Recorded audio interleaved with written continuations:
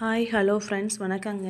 தினமொரு சமையல்ல இன்றைக்கி நாம் என்ன பார்க்க போகிறோம்னா அரசாணிக்காய் பொரியல் தான். இதை பரங்கிக்காய்னு சொல்லுவாங்க.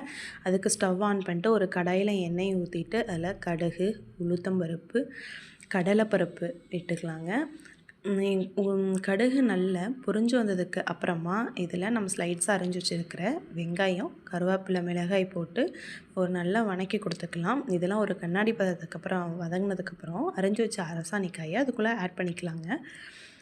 அரசாணிக்காயை ஒரு கொஞ்சம் பெரிய அளவில் அரிஞ்சுக்கோங்க. ரொம்ப சின்ன சின்னதாக அரையாதீங்க. அப்புறம் அதுக்கு ரொம்ப குழஞ்ச மாதிரி ஆயிரும். வந்ததுக்கப்புறம் அதுக்கு தேவையான அளவு நீர் ஊற்றிட்டு தண்ணி நல்லா கொதி வந்ததுக்கு அப்புறமா ஒரு தட்டு போட்டு மூடி வச்சிடலாங்க. இந்த அரசாணிக்காய் குளிர்காலத்துக்கு ரொம்ப நல்லதுங்க. எங்கள் வீட்டிலலாம் இந்த போகி பண்டிகை நைட் அப்போது அரசாணிக்காய், அவரைக்காயெலாம் வச்சு சாமி கும்பிட்றது வழக்கங்க.